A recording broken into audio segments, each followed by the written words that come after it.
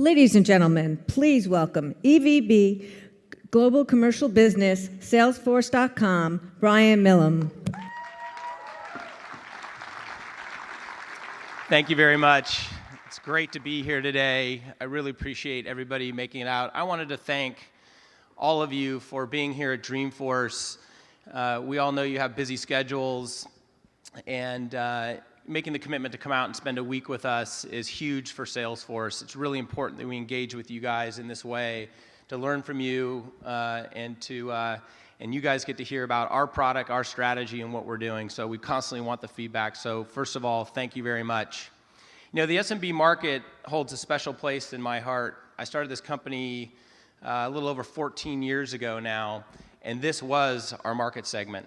We didn't have a Dreamforce back then. We certainly didn't have the likes of HP and Cisco and Sony and on and on and on. This was the customer base.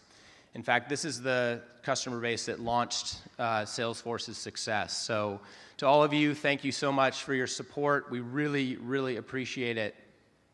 You know, when I think about the SMB business, it really is amazing what all of you are doing with our technology. We learn from you as much as you learn from us. You guys are really pushing the edges of our product. Oftentimes we'll go meet with our customers in the SMB business, and you're doing things that we hadn't even conceived of before. You know, our commitment to the SMB business has never been stronger, and you're going to see that today in this SMB keynote. I know that we tend to run keynotes very long here at Salesforce, and so they gave me a very small window to make the introduction so that we can try to be on time for this hour.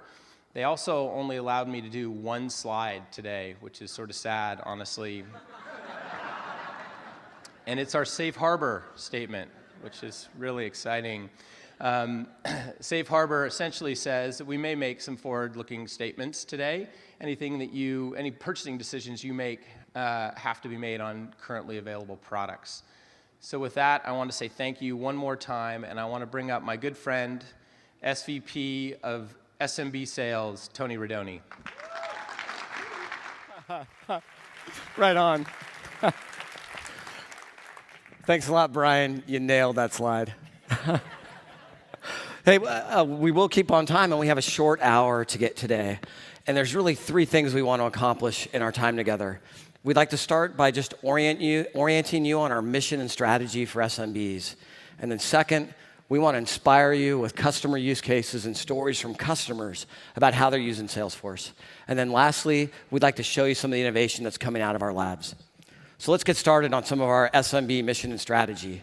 You've seen Mark give this slide describing our architectures, but I wanted to touch on just two important comments.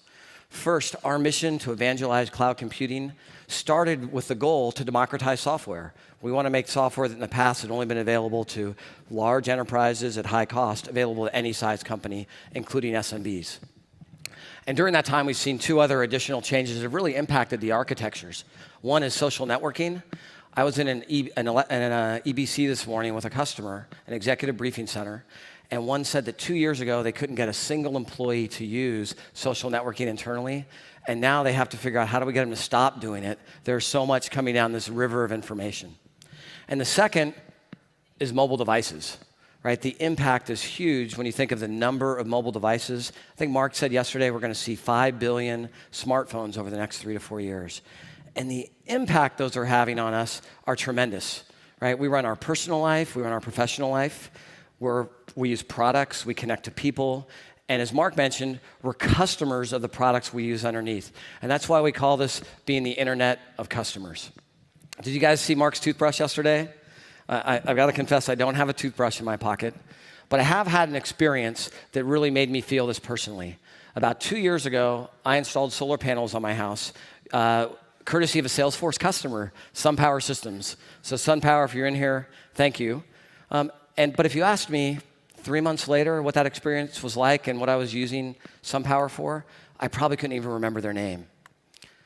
However, they sent me a link to a mobile app that I now use on my phone, and I can see by day, by hour, by week, how much power I'm generating from SunPower. And I demo it to my friends when they're trying to decide what they want to do next and if they're going to go with solar panels or not. And I know it sounds a little creepy given some of these lines. SunPower has connected to me in a whole new way, and I really didn't expect that. And that concept of how I'm connecting with SunPower is really the message of what we say we want to achieve with the Salesforce One customer platform. We want to make it easy for your customers to connect to you and for you to connect to your customers. That was the point of the Salesforce One platform announcement yesterday. And to have you think about how it impacts you, I just want to quickly review the use case based on what type of user you are in a company. If you're a developer or an ISV, our mission with all these APIs and declarative development environments we created, simply put, it was made to make it easier for you to write an application more quickly and deploy it to any device. Deploy it to any device and any type of mobile device.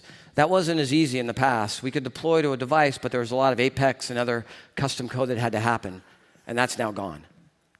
If you're an end user or an administrator, we now have some mobile apps for you, and they're pretty cool. Being able to administer on the go is a feature every administrator has been asking us for a while. When they want to change a permission, turn on a user, turn off a user when they leave, they can now do it very rapidly. But most importantly, we want to have an environment where you can make it easy to connect with your customers like SunPower has been connecting to me. That's the point of the Salesforce platform. I also mentioned a couple minutes ago that we started the company trying to democratize software. That philosophy that we have, along with the success you've had as a customer, has really helped us grow the business. And like Brian, I wanted to take a moment to thank each and every one of you for being a customer and for sharing our passion for CRM. It's been fantastic. I'm often asked, how big and how important is this business of Salesforce? And you would have seen the answer to this question if you went to our SMB keynote party, our SMB party on Monday night, when we were giving out sunglasses that said small is big. And we have a saying inside Salesforce that small business is big business. What's interesting is I don't always think people know how big it is when you consider the whole market. I see headlines often that look like this. The small businesses are the foundation of the economy. However, I read some statistics earlier this summer that said this year it's estimated that 42% of the US GDP, 42%, and 50% of all employment in the US is driven by SMBs, companies with under 500 employees. It's pretty significant, and it matches other Western democracies as well. This is not SMBs just being the foundation of an economy. This is SMBs being the first through 10th floor of every 20-story building. It's pretty meaningful. And we think of, as we've worked with you during these 14 years, what your requirements are. And I think they fit under two categories. First, it's how do I get something up and running quickly without a lot of resources and demonstrate value? And obviously we've focused on that. But the part that I hear over and over again is, give us something that we can scale and grow into. We don't want a small business product that remains a small business product during the duration of our company. We want something we're going to use now and grow and use a year from now, 2 years now, and 3 years from now. And that concept of scaling is really important. I even felt it last year. I was here at Dreamforce in an SMB session, and there was a panel with a customer, and he said, I understand this is an SMB session, but I never think of myself as an SMB. He said, I think of myself as a manufacturing company. And if you're going to pigeonhole me, you guys, at least call me a temporarily small business. And I think that's a good concept, right? I'm a temporarily small business, and I want to use Salesforce as I aspire to grow. Now, we survey our customers twice a year. You may have participated in those surveys in the past, and if you have, I want to thank you. And we measure ourselves on how we're doing against these metrics. I'd like to share a couple of them with you. And I think the most important one is that we're working and trying to help you grow your company, on average 30%.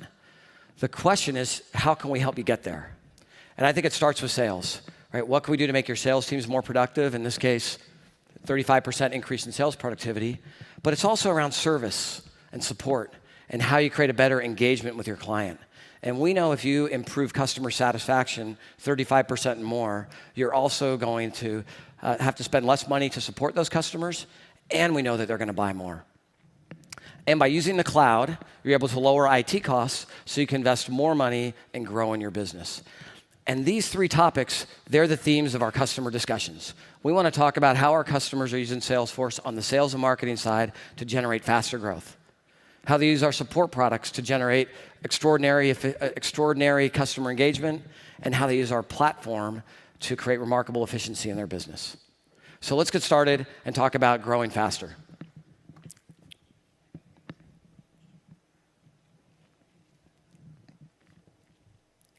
Boom. All right, we'll get the slides caught up. Really, growing faster has to do with building a bigger pipeline and executing on that pipeline from marketing and sales, and having analytics underneath so that you know what marketing programs worked so you can repeat them, and what sales programs worked that you can repeat them. And if they didn't, knowing how to tweak them so that you can improve them the next time around. Now, over the last 3 or 4 years, from our idea exchange, which is our feature request database, the #1 request you've had as SMBs is to improve our marketing campaigns, our lead generation and lead management capabilities. And if you haven't seen it here yet at Dreamforce, I'm really happy to announce that as a part of our acquisition of ExactTarget, we acquired a company called Pardot, and they are the leader in B2B marketing automation. What they provide is a lead management framework so that you can score leads and nurture leads and put them through a process so that by the time they are bubbling up to be ready to engage with sales, you can pass them off to the sales team. Now, after you use Pardot to build engaged leads and opportunities, you have your sales team work on those using the Salesforce One sales platform that you're familiar with. The thing I want to mention here is we've seen an amazing increase over the past year of how sales teams are selling as bigger groups, both internally and through their distribution network by using Chatter, our partner community's capability, and even with their customers, engaging with them in the sales cycle with the customer communities product. And if you're using the Sales Cloud, I recommend you take a look at that community and distribution capability that we have. But we have this theme that we want to cover right now, and that theme is how do I grow faster? And with that theme of growing faster and maybe going faster too, I'd like to introduce you to our first customer, Zero Motorcycles.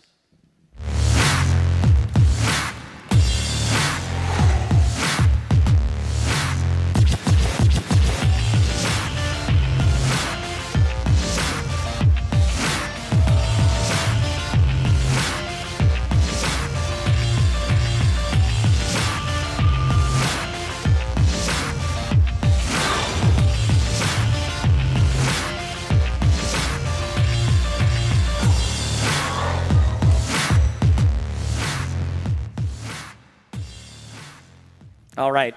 Hey, we want to learn a little bit more about Zero and their use of Salesforce. So please join me in welcoming Tricia Gelman-Filecki, our Senior Director of Product Marketing. Welcome, Tricia. Thanks, Tony. So I bet it surprised you when you saw 100% electric at the end of that video. Zero Motorcycles is growing extremely fast because they are transforming the motorcycle experience with their 100% electric powertrains. And they're targeting 100% growth in the coming year by selling through customer sales, through dealer network sales, and powertrain sales.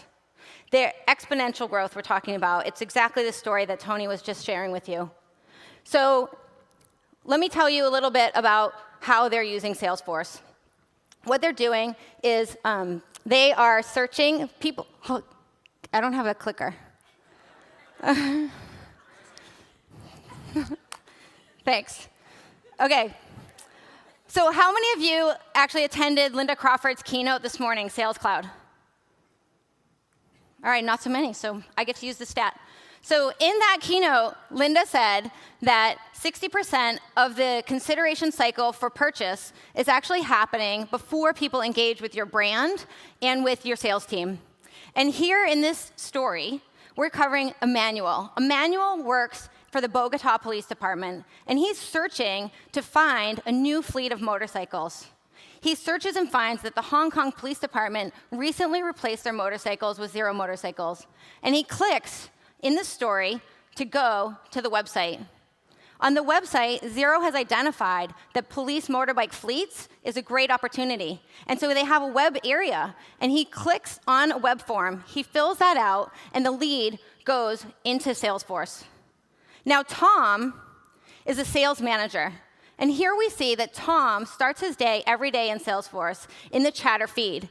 He's talking about the great motorcycles that they released last month. And then he sees that he has a lead from Emmanuel, who is in Bogota, Colombia. If you missed it, Zero Motorcycles, he's here in California. But he can do business with Emmanuel. And he sees on this lead that it has 5 stars. And he wonders, why does this lead have 5 stars? And he can see all the activity that has taken place with Emmanuel, searching on the website, the web pages he visited. He can see the emails that he clicked. He knows everything before he engages with Emmanuel. Now, how many of you are using Sales Cloud? Do you think you have leads that look like this? No, because Tony just told you that we acquired Pardot. Now, Pardot allows you to manage all of your marketing directly in Salesforce, so you can have 5-star leads. You can manage all your web forms, all your landing pages. You can integrate your search marketing. You can set up automated lead nurtures. So people like Emmanuel that fill out web forms, they get emails. And when they react to those emails, their lead score goes up. And then some people don't react to the emails. So the sales team knows right away which leads they should engage with and which ones they should not. This is a hot lead. So as I'm telling you about Pardot, the sales team, they've been working on the deal. We see here in the opportunity record that we have a $1.2 million deal. And we can see everything about this deal here in the opportunity record, including the exact model of motorcycle that we're going to sell to the Bogota Police Department. Now again, Tom is in California. So they have an international network of dealers, and he's going to assign Bogota Motors to follow up with Emmanuel to carry through the completion of this deal. Not only that, he's going to send a little note in chatter to Maria in Bogota so that she knows not to mess up and to move forward immediately on this deal. Okay, so Tom, he's a busy guy. He's not just dealing with this deal. He's got lots of deals and lots of partners. And so he wants to go to his custom partner community to engage with all the partners in a single place. Here, he can see the cases from the partners. He can see the sell-through with the partners, which is really important to him as a sales manager. He can see the opportunities, the leads, and here it's all branded 0, and he can communicate with everyone. He looks a lot bigger internationally to all of his partners. And here we see the post about the great new motorbikes that were put out last month. And we see that 0 recently rebranded. In one post, he has all the information about that marketing rebrand to share with all the dealers throughout the world. So let's take a look at the opportunity as viewed through the partner network. Here we see the exact partner opportunity. But now we see something different. This deal is closed. Now we're wondering, how did it close? Let's look in the chatter feed. In the chatter feed, we can see that Maria engaged with Emmanuel, and she moved this deal forward.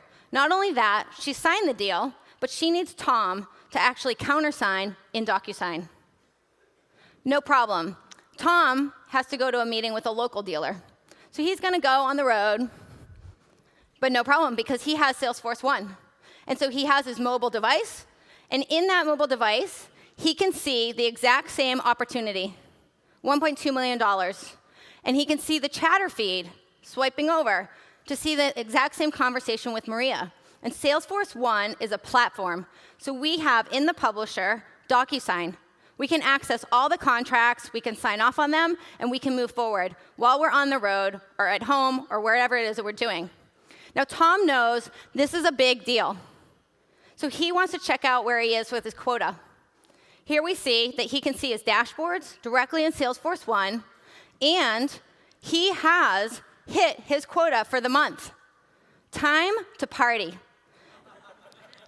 But the deal, it's still moving forward. We're still engaging because Tom has Pardot, and he can continue to move this marketing along while he's having his drink, celebrating down in Santa Cruz by the beach. Emmanuel in Bogota gets an SMS message that says, "Welcome to 0 Motorcycles." Aren't we excited? Everybody's a happy family.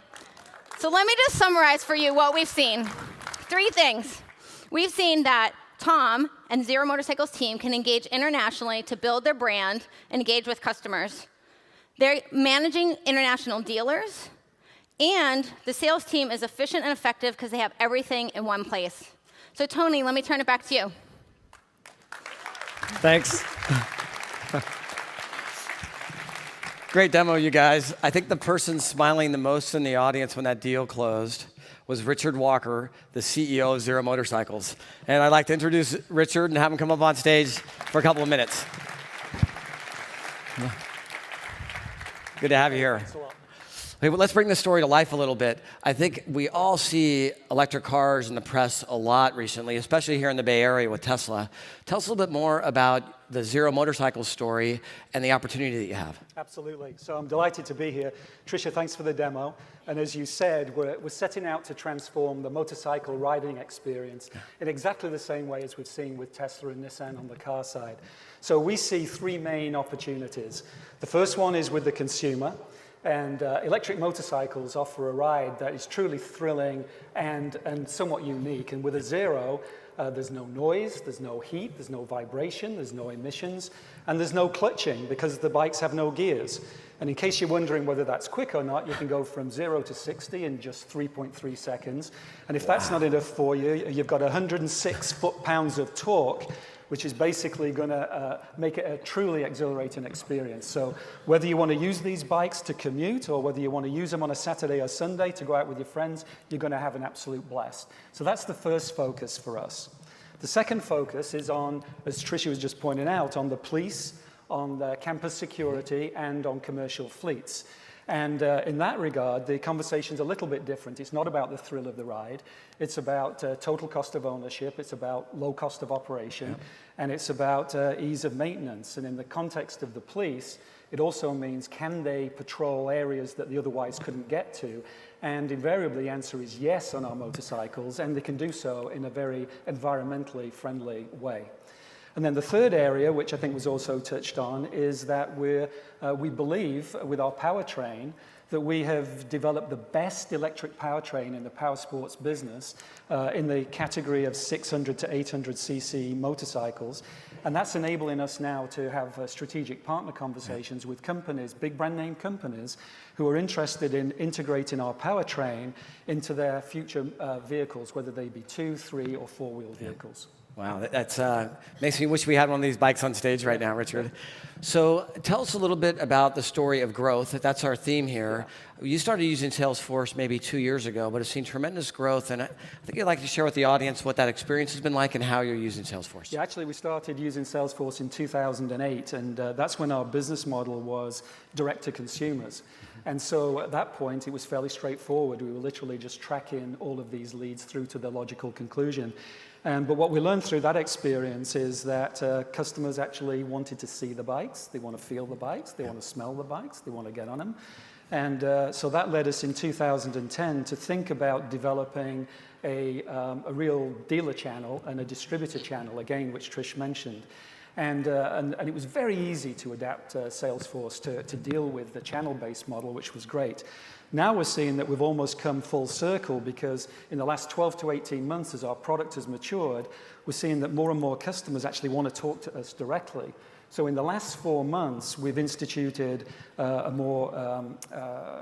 different lead management system, still based on Salesforce, but one that has us intercept those leads directly to start with, that we manage the conversation with you to the point where we've answered all your questions, we've got you up the knowledge curve, and then when you're at the point where you're ready to have a demo, we'll then introduce you to one of our partners, let them schedule an appointment with you, you go and do the ride, and then we come back to you and say, well, Tony, how was it? You know, what was the experience with the dealer? What was the experience with the ride? Did you buy one? If not, why not? Because for us, it's as important to understand why people didn't buy as it is, why the people did that we're very appreciative of. And for us, the next stage here is communities. We're very excited about communities because we want to get closer to our dealers. We want to allow the dealers to feel part of that community. We want to allow them to transact as they need to. But equally, we want to get close to our customers too, and to create a forum that would enable those customers. And for us, quite frankly, it's trying to amplify their voices. So we need a social strategy that goes along with that. So you've modified your sales and go-to-market strategy from direct to channel to a hybrid. What advice do you have for others that are maybe beginning their journey with Salesforce that you wish somebody had told you earlier, or if you did this over again, you would do differently? I'm not sure I'd do differently, but I think it's very important that if you start out and you've got clarity around your business strategy, that's important because then you can map out your key processes, you can apply Salesforce over the top of those, and really it's most important that you get the underlying data structure right, the data model right, because at the end of the day you want the system to provide you with the information that you can use to manage your KPIs. Awesome. So that's pretty important. So before we finish, when we watched that video, I was looking out in the audience and I saw a lot of big smiles and big eyes. For people that are interested in taking a look more at Zero Motorcycles, what do you recommend? So first of all, if you're a motorcyclist, come and see us after this. But if you, I mean, there's got to be a lot of motorcyclists in the room. So go to zeromotorcycles.com. If you're intrigued enough to want to ride a bike, you'll see the models on there. You'll see a yellow button that says schedule a demo ride. And then in the additional comments field, put Dreamforce 13. And what we'll do is then track you. We'll send you a voucher for $500 worth of apparel when you buy your Zero motorcycle. How's that for a deal? Oh, right on. Woo, thank you, Richard. Thank you. Hey, really appreciate it. Thank you. Wow. Zero Motorcycles, the customer company, huh? Hey, the second of our topics is that we'd like to cover is customer support. And we're hearing from many of you that in your business, support can be so strategic that you think about it as a way to foster extraordinary engagement with your clients. And the challenge in that environment is your customers want you to be everywhere. You might only accept calls over the phone or the internet or email, but they may reach out in other ways. I personally was working on a project earlier this year with an internet retailer. They only sold their product over the web. Yet when we first started working with them, they found out that 25% of their potential service calls were coming through social channels, primarily Facebook and Twitter, but they weren't responding to them. And the VP of customer care said, boy, Tony, this is my eureka moment. I didn't realize that I had this much support potential coming in. And if it was all coming through the phone and I wasn't answering the phone 25% of the time, we'd have a crisis internally. And I need to make sure that the way I support my customers is whatever way they want to reach out to me. And this is the context by which we provide two different products that our customers use to support. Mark talked about them briefly yesterday, and which product is the best fit for you really depends on your use case. But I want to try to describe it at a high level. If you are in a B2B business with complex support and integration requirements, maybe multiple products and multiple support processes, Service Cloud is probably the right product for you. However, if you're in a B2C business with small teams and maybe a high volume of support calls that are relatively repetitive, Desk.com could be a good fit for you. And I'd like to spend a minute digging a little bit into each product and interviewing a customer on each. So let's start with Desk.com. All support products have to provide a way to deflect calls through Support Portal and provide a great agent experience. What we hear from you, those in the room that use Desk.com, that's really unique about the product, first and foremost, is the ability to turn it on and get it up and running in almost no time, without any technical resources. You don't need a system integrator. You don't need a bunch of developers to turn it on.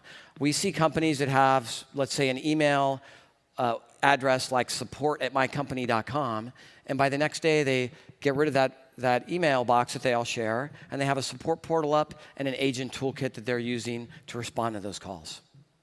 The second thing we hear from Desk.com customers is the click stream that their agents use. The actual speed of which it takes to close and exercise cases is very short. And when you're covering hundreds of simple cases a day, like password reset or change my billing address, it's really, really valuable. And I'd like to give you a sense of what that's like for a customer. We're working with one Desk.com customer, the internationally acclaimed nonprofit. They're changing the face of men's health one mustache at a time. They're called Movember. You may note that I'm participating this month, and men around the world do some campaign fundraising and grow some attractive, some not so attractive mustaches. And the company is incredible with what they've done. And I'd like to introduce you to their COO, Jason Hincks. Jason, come on up, please. Thank you. First of all, let me say, nice mustache. Nice mustache to you too. I know that you started in Australia and it's very big in Commonwealth countries, but just starting to grow in the US. Do you mind taking people through the story of Movember, and then we can talk about the impact you're having on men's health? Yeah, for sure. So, like many good ideas, Movember started as a conversation at a bar. Two guys in a bar talking about mustaches, your standard story. And so they decided they were going to make a bold proclamation to bring the mustache back. So in that first year, 30 guys got together and grew mustaches and had a competition to see who could grow the best one. There was no reason for it. But the conversations that people engaged with them during that period and the amount of interest that they got, mainly people saying, what the hell is that under your nose?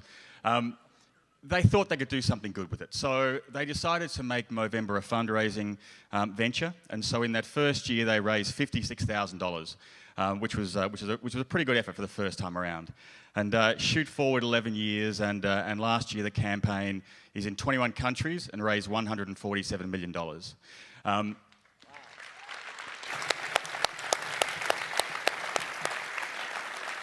The funds raised support programs in the area of prostate and testicular cancer research and men's mental health issues. Wow, that 147 million, that's huge. So this November is the first campaign that you've used Desk.com for. Share with the audience the way you did support in the past and what you're hoping to achieve by using Desk.com. Yeah, I think the best way to explain our system before Desk.com was probably Outlook, Excel, and lots of prayer, I think was probably the way I would describe it. No, it was a very manual system. So 2 years ago, we decided to decentralize our customer service environment. So before that, everything was happening in Australia. So we had a fairly good holistic view of what was going on. When we moved our customer service to LA, to Toronto, and to London, in addition to Melbourne, we wanted to have a holistic view of those operations, be able to utilize redundancy across them, but most importantly, maintain consistency in brand and tone of voice across those territories. Oh, that's great. So here at Dreamforce, we announced Salesforce One, and we talk a lot about what's happening on mobile devices. I actually have the Movember mobile app on my phone. It lets me take a photograph every day of my mustache. And at the end of the month, it lets me run it and create a movie out of it. But talk to us about how you're engaging with clients even on mobile devices and what that's doing for you. Yeah, I think that mobile devices is a really interesting one for us because we have seen that just explode in terms of our interaction with the campaign. In the US this year, we're tracking for 50% of both fundraising and traffic is coming via mobile devices, which is an incredible increase on last year. But we want to have extraordinary experiences at every touch point. So as you talked about, having the app that allows you to illustrate your Mo growing journey, having an extraordinary experience online at events, but also, and what's relevant to this conversation, is making sure that people have a remarkable experience when they're interacting with our call center. You called it Mo growing events? Yeah. I like that. So what was it like turning on Desk.com? What was that process like for you? Yeah, it was, and it's as you mentioned, we're early in our journey, but I guess the things that we've noticed straight away was the ability to scale. We go from 10 permanent to 75 temporary employees in the customer service area in the space of 4 weeks. So there's a lot of training to be done, and really the use of Desk.com has allowed us to scale very quickly. It's given us a nice holistic view of what's happening in each of the territories so that we can increase efficiency. But also the most important thing it's done for us is allow us to utilize redundancy. So if we have a run of lost passwords in Canada, we can have our team in Australia taking up some of that slack. Awesome. So right now, we have a lot of us that are growing mustaches, but not tons. And upstairs, you have a big event going on right now, I think from 2 to 4. Why don't you describe that event and maybe provide a call to action for people here that are interested in participating? For sure. So if you head upstairs, just in the igloo there, we've got an event going on, which is going to be providing those of you who've got mustache with a free trim, and those that don't, probably a lot of guilt as to why you don't have a mustache. And in terms of a call to action, the best thing to do is head along to Movember.com. You can register, you can see the guys who are growing the mustaches and see their journeys, see the programs, the fundraise, the funding. And in competition to Richard's offer, we're going to throw in a free mustache with every registration. Perfect. Hey, everybody, please give Jason a hand. Thanks a lot, Jason. Appreciate it.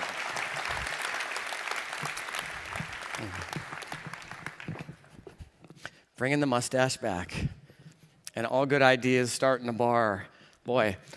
Hey, why don't we segue now into talking about Service Cloud? I mentioned for more enterprise class capabilities, think about if you have complex products, or maybe you have entitlements, which is in the support space, means you have to verify that somebody has a right to actually make a support call.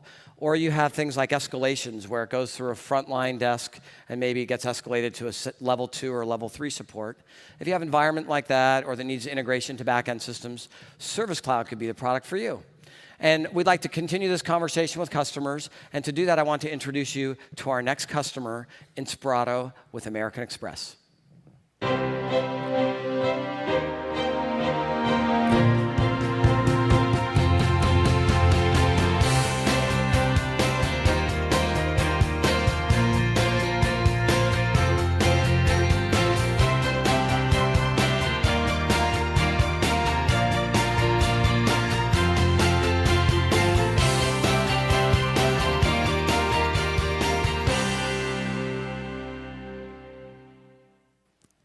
All right, so to learn more about Inspirato and how they're using Salesforce, please welcome Bob Frady, our VP of SMB Sales. Thank you very much, Tony. Hello, everyone. Isn't that video awesome? I want to go on vacation there right after Dreamforce. Hello, everyone. I'm really excited to be with you here today at Dreamforce, and I'm really excited to share the Inspirato story. So for those of you that aren't aware, Inspirato is a membership-based private vacation club. They were founded in 2011. They're based in Denver, Colorado. Let's see if we get next slide. There we go. And the best way to explain it, if you're not familiar with them, is that they offer a service. And so much like an athletic club or golf club, you pay an initiation fee and an annual membership. And this gives you access to fantastic properties at destinations around the world, like you saw in the video. And their story is really a story of innovation. They're disrupting their market. It's a story of phenomenal growth. Much like Zero, they're growing phenomenally fast. It's a story of fun and fantastic people. Many of them are here today. And most relevant for this section, it's a story of amazing customer service. And part of what's truly amazing is that as a small to medium business, much like many of you, they're able to deliver this phenomenal service and deliver a Four Seasons or better-like experience with far less resources. The best way probably to highlight their story is through a short customer life cycle. We'll go from initial touch through a vacation. Should we jump into it? All right. So this is Amy Taylor. She is a prospective customer. Much like many of us, she spends time on Facebook. And as we scroll through her feed here, we see that her brother John has posted to her wall, and he says, hey, what should we do for Dad's 60th birthday? I know he'd love to see the kids, and take a vacation. And as she scrolls down through her feed, there just happens to be a sponsored advertisement from Inspirato. She's in their target demographic. So she recognizes the brand, she calls a membership director, she learns about all the benefits of membership, and she signs up. She's now fired up to take a trip to Maui. So let's switch hats now, and let's see what this looks like from the perspective of Inspirato and how this is handled and received. So I'm logged in here as Chris, a personal vacation advisor. Every member at Inspirato is assigned a personal vacation advisor, a PVA. So here on the homepage, I have access to everything I need to do my job. I can navigate to the Service Cloud console where I have a view into all of my members. I can see summary detail and summary information in a very productive and secure environment. So that means when Amy calls, I can gain access very quickly to all of her relevant profile and preference information as it was captured at sign-up by the membership director or anyone else at Inspirato has interacted with her. I can see that her girls love skiing at Vail. It looks like she likes Jack Daniels. I might want to double check that. Her husband loves red wine, and she, like many of us, prefers a king-size bed. And as I navigate over to the left here on the bar, I can see other really important information. Her wedding anniversary is in September. Her last trip was to San Francisco, and her next trip is to Maui. So this is a fantastic interface for internal collaboration, and many of you are probably familiar with some aspect of this. The challenge becomes we know it takes more than internal collaboration to pull off a perfect trip. We need to collaborate with Amy and her brother and probably a destination concierge in Maui and maybe a caterer to plan Grandpa's birthday dinner. So that presents a bit of a challenge. But not for Inspirato. Inspirato is using Salesforce communities to extend the collaboration beyond the four walls of their enterprise. So here on the Salesforce One platform, we can very securely and efficiently extend that collaboration to see all the relevant trip details. Everyone who participates in the trip can collaborate. All the travelers, they can see itinerary, grocery request, any activities that are planned. And as we scroll down, we can see the collaborative environment. If Chatter is here, we can see that Chris has already introduced the concierge who's on site in Hawaii and posted some information for Amy so that she knows a lot more about the local destination. So this is great. And so now the other challenge we have here is you saw in the keynotes, The world is going mobile, right? 5 billion devices, and vacations by their very nature are mobile. So how do we extend that beyond the chatter community to Amy when she's traveling? Again, the data is all on the Salesforce One platform, more available than ever before. And so here we can access in a very efficient and elegant interface all the information that Amy needs on her trip. She can reach her personal vacation advisor. She can browse future destinations and maybe book a future trip. She can actually log into the trip detail and see the same data that was available in the core interface. So again, that's all available to her. She can drill in and see all of her activities. She can confirm the golf that her brother has planned, the hiking trip, the spa. She can make sure Grandpa's birthday dinner's looking good. And the kids are pretty fired up to go on a whale watching trip, so she can launch that right here by clicking on the whale watching button. And that will kick off a request right in Chatter. So now everyone, again, who's collaborating on this trip has visibility to this. Now, let's switch hats one more time back to the Inspirato perspective and see how this is received. So now Chris is back to the familiar Chatter interface here, and we can see that request, whale watching request, has been logged. Kyle has commented. Chris has access to all that information, so he's confirmed it right here, 10 o'clock at the Lahaina Pier. You're confirmed to go check out some whales.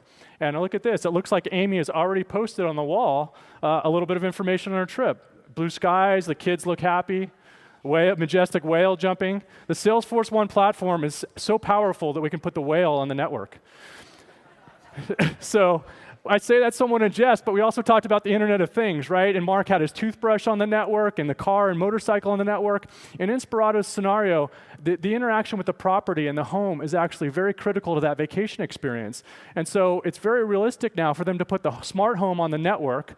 In this case, the home is so smart, it knows that it's been over 80 degrees for more than 60 minutes. So the home can alert Salesforce.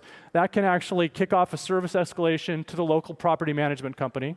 They can deploy a repairman to fix the air conditioner. So what does this mean? It means that when the family comes back from golf and spa, the house is nice and cool. Grandpa and the family can celebrate a really fun birthday party that night. His favorite ice cream cake will still be totally intact, and everyone has a great time. So what happens next, right? This achievement of ideally the perfect vacation is now coming to fruition. When Amy heads to the airport now, she can pull out her iPad, and she can be very happy to post to her friends and to the world, we had an amazing time in Hawaii. What an incredible experience. Thank you, Inspirato. This is the objective that they're after, and this is just one example of how Inspirato is driving extraordinary engagement with Salesforce.com. Thank you very much. Okay, got it. Right on. Hey, to get us a little bit more excited about having a vacation, I'd like to introduce Brent Handler, the founder and CEO of Inspirato. Come on up, Brent. Great to have you here today. Yeah, thank you so much. So why don't you share with the audience a little bit about the Inspirato founding story and really how much growth you've seen happen over the last 18 months. Sure, absolutely. Well, first off, Bob, thank you so much. If you ever decide for a new career, you're hired. You're the best salesperson I've ever seen. Super impressive. So the question was about the growth, right? Yeah, just share with the audience the founding story and a little bit about the growth. Yeah, sure. Well, first off, we, from day one, have been using Salesforce with our sales organization. I've actually been using Salesforce since 2002, and I've been in this industry for about 10 years, pretty much since it started. And so we were very familiar with the capabilities of Salesforce, and we were, obviously, when we launched the company in early 2011, very focused on our growth. And because we had some background and experience, it was really quite easy to get members and get members and get members and get members. So we almost have 5,000 members. So interestingly, selling them has not been a challenge. But what we realized was that we had a different kind of challenge, which was on the service side. And speaking very candidly with the group, I had always resisted the license fee for Salesforce for our service organization and kind of boldly and incorrectly believed that we could build that ourselves. That was a big mistake. And ultimately what we decided about 6 months ago was that if we really were going to be the kind of service organization that Bob had mentioned, and we do have great stats around service, high 60s NPS, 95% plus renewal rate, but it was really taxing our people. It was very, very difficult, and like Mr. Movember said, it was a lot of prayer and a lot of luck and a lot of redundancy and a lot of hard work. So ultimately we realized we had to scale that, and so we called up our friends at Salesforce, and we started to think about what a solution could look like.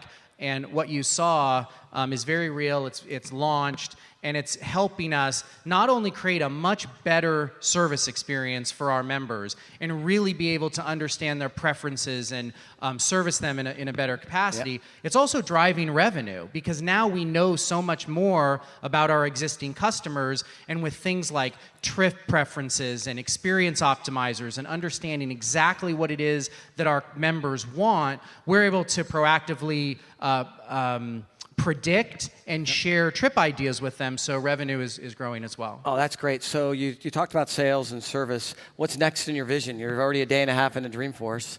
What else do you think is possible? So we've been blessed. We've actually partnered with Teletech, which is a local company in Colorado, but and a very big company, service company, but they have a great division that helps with implementation. So they did our Service Cloud implementation, and then we're talking to them in the future about really building a lot more robust characteristics into things like communities and into getting our mobile capabilities much more defined, so that our members are going to be able to do a lot more out in the field. So every new development project that we look at, we really think about Salesforce first and how we can leverage the platform to continue to grow. All right. Before we go, I also saw people when we saw that video that looked like they're ready for some vacation time. If anybody's interested in learning more about Inspirato, where do they go?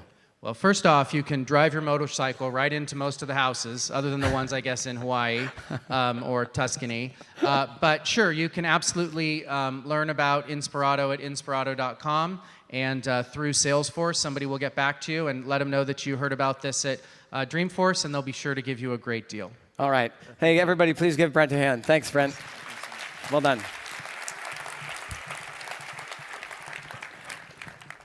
Excellent.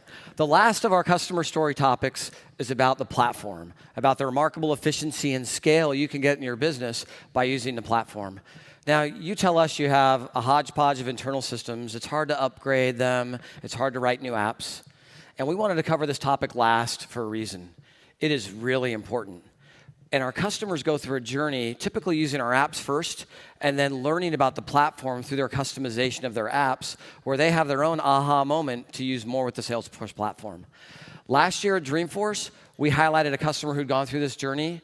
We highlighted Carlo's Bakery, the home of the cable TV hit CakeBoss, and they described how they had used Salesforce to go from a paper cake order entry system to something over iPads. We called it going from paper to platform in a matter of weeks. And I'd now like to reintroduce you to Carlo's Bakery. This episode of CakeBoss. What pops out at you that's iconic with Dr. Seuss? I'm gonna make a cake that's never been seen before. Everything is just kind of like angling this way, angling that way. You don't go faster? There's no way of making this go faster? Planning a surprise party for Buddy's 35th birthday. What represents Buddy the most is his family. You plan on making a table with food on it? What does that say? My brother's a smorgasbord? Sugar, sugar. Oh, honey, honey. You are my candy girl. And you got me wanting you. All right, wow. Hey, that Sugar Sugar song was the first 45 I had when I was a kid. It was. So we wanted to reintroduce Carlo's Bakery. They've done a lot since last year, and to do that, I'd like to invite Leo Minervini, the CIO of Carlo's Bakery. Coming up, Leo. Thank you, Tony. Thank you. Yeah. Good to see you. Nice mustache. Thanks for having me. You like it? Yeah. Truth be told, Tony convinced me to keep it. I was going to shave it prior to the event. So I feel liberated. I might just go past January with it. What do you guys think? Woo! Woo! So, hey, first of all, last year you spoke at Dreamforce in September, and 6 short weeks later, Hurricane Sandy hit the New York metropolitan area. We were grateful to hear that you and your employees were well. But why don't you take a minute to take people through that experience? Sure, yeah. So first and foremost, we were very fortunate that our 240 employees and families were safe. Some people experienced power outages here and there, but for the most part, no significant damage or loss. Unfortunately, there were surrounding businesses around our businesses that were significantly impacted. We were fortunate that our structures remained intact, and really the extent of our downtime was power outage. On the flip side, we were also fortunate, in fact, from a technology perspective, that we had our cake orders in the cloud. So our staff, our cake consultants, had the ability remotely to go to the internet and pull these orders out and inform customers, obviously, that they're not going to be receiving their orders. But there were 2 brides in the New Jersey area that were insisting that they were getting married, and their halls were open, and they were lucky to have power. So, and they insisted to speak to the CakeBoss. They said, we want a cake. We hadn't really no way to do it. So we had to get temporary generators in, and we pulled it off. We delivered 2 wedding cakes that weekend. It was phenomenal. Oh, that's awesome. Hey, I'm always confused a little bit when I talk to you because I can't imagine a bakery having a CIO. Explain to everybody here sort of, and I know you and Buddy were friends growing up. Yeah. Explain to everybody kind of how this happened and how you got this job. It's interesting. I get this question every single time. But the reality is that, first and foremost, Buddy, our CEO, believes in technology, right? He believes in the ability to be cutting edge and always really pushing the needle. About 2.5 years ago, he approached me and he said, look, the business is doing phenomenal. We've got a successful show. Our demand is just through the roof. And I really need technology to help enable and sustain the growth of the business. And with a couple focuses in mind. Number one, obviously, always maintaining the quality of the product, right? Obviously. And number two, always servicing our customers the best that we possibly can. Because the reality is, we're in a celebratory business. So, after some back and forth, we had some brainstorming sessions, and he said, look, I really need you to come on board, so I made the decision. Right on. So you've done a lot since last year. Why don't you highlight some of the things you've done on the platform, and I'll pop up a slide to show your online order entry system. Yeah, absolutely. So we've got, in fact, the entire business is now running on Salesforce. It's pretty remarkable. I've said this a couple times. Day in and day out, I feel like I'm going to work to Disneyland because every day is magical. Because we're going through this transformation and we're introducing this level of technology, and you really see the results every single day. So as Tony mentioned, we onboarded the Salesforce sales component on platform. So we've got orders coming into platform. We replaced a paper-based system. What we're currently in the process of doing are executing on 2 operational challenges. And the first is procurement, and the second is inventory. So I'm very happy to announce that we currently now are managing our inventory at our commissary in Jersey City and at our retail locations all on Salesforce. And we also have a procurement system in place. So every retail location, we currently have 5. We're slated to open 3 in the next 4 months. In addition to Vegas, Buddy V's will be opening up across from Buddy V's at the Venetian. So as they're depleting inventory, they're generating these purchase requests back to the commissary. And then we're funneling that data throughout the organization to the appropriate resources. Pretty cool. I've got one last question. Tell us a little about your use of chatter. You had an interesting experience. Oh, yeah. Often you don't think a small business needs chatter. Absolutely. So, truth be told, chatter was introduced to me when we first started having discussions with Salesforce about the potential use of the platform. And I turned it down 3 times. Our account exec just was hounding me. He's like, you have to try chatter. And I was convinced that it was just going to be just another means of just communicating. We had email, we have Twitter, we have Facebook. What do we really need chatter for? And it wasn't until the 4th attempt he said, look, just give it a try. And I did. And believe it or not, I couldn't believe this. Our cake decorators have chatter on their mobile phones, and they are communicating every single day with our sales department and our retail locations. It's phenomenal, phenomenal. Wow. So I'm going to keep an eye out on them when I watch a TV show to see when they have chatter showing up on their mobile phone. You got it. Everybody, please give a hand to Leo. Thanks a lot, Leo. Thank you so much. Yeah, Thank you. appreciate it.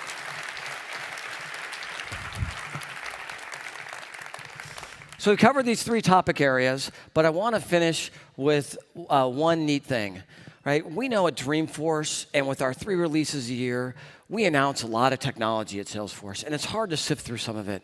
So we took on the challenge here internally to try to highlight something that has just been released, something that's coming soon, and maybe something else we're working on that we just think is really exciting and wanted to spend a few minutes sharing with you. And to take us through that, I'd like to introduce Anne DelSanto, our SVP of Sales Engineering. Welcome, Anne. Tony. I want to start by just thanking all of you because it's based on your feedback that's inspired us to all this innovation that's made us the most innovative company in the world. And like Tony said, with 3 releases a year, you probably aren't aware of all the innovations that are happening. So in our short time together, I'm just going to highlight 3 that I chose specifically for this audience. Innovation available today, and innovation that our labs are considering on the roadmap for tomorrow. So let's begin. You gave us feedback about our trial experience, and you said it was really difficult. You didn't know where to begin. Where do I get started? What do I do to be successful? So we came out with a whole new trial experience that's role-based. And when you go into our free trial, you're going to be welcome to select the role that best fits you. Once you select that, you're then brought into a very personalized walkthrough experience all the way through the app. And this will take you through step-by-step what to do, loading your data, your contacts, setting up list views, creating beautiful dashboards and reports that are specific to your role. This isn't just a redesign of the trial. We completely redeveloped the whole onboarding platform. And what this means is we are set up for innovations ahead. So there are going to be industry-specific trials. For those of you who are already Salesforce users, SFA, and you want to try out Service Cloud, there are going to be app-specific trials. Localization, so it's in the language of your org, and of course, mobile. So the next innovation is a little bit more broad-reaching for all of you who struggle with how do I drive growth in the business. If you're like me and you work in sales, I find myself on a Friday, I'll pull a pipeline report and it says $1 million. I come back in on Monday, I pull that same pipeline report and it says $750K. What happened? I mean, did deals shrink? Did something move out? I don't know. Where should I jump into the business? Where is the business at risk? Well, now with our latest innovation, historical push reporting, now when you run a pipeline report, you can specify the time frame that you want to see the changes in your pipe. So you push run report, and now on this green dot deal, I now know it has shrunk by 100K. I better get on that. Or what about this flux capacitor deal? It's moved out, but it's growing. And maybe that's the deal that I want to get a specialist on. With historical push reporting, it's available today, so check it out. It's the analytics engine that's making your experience the best. And of course, our biggest innovation is Salesforce One Platform. Available today, announced this week at Dreamforce, amazing. Any Salesforce user has access to Salesforce. And then your innovative admins have access to your own app, so that's amazing. But more than that, because it's mobile first and API first, we can start to take advantage of all the mobile technologies that are out there, like location awareness. So in the future, our labs are thinking a Salesforce user will be alerted to do an activity or a task when they're within a certain vicinity of a customer.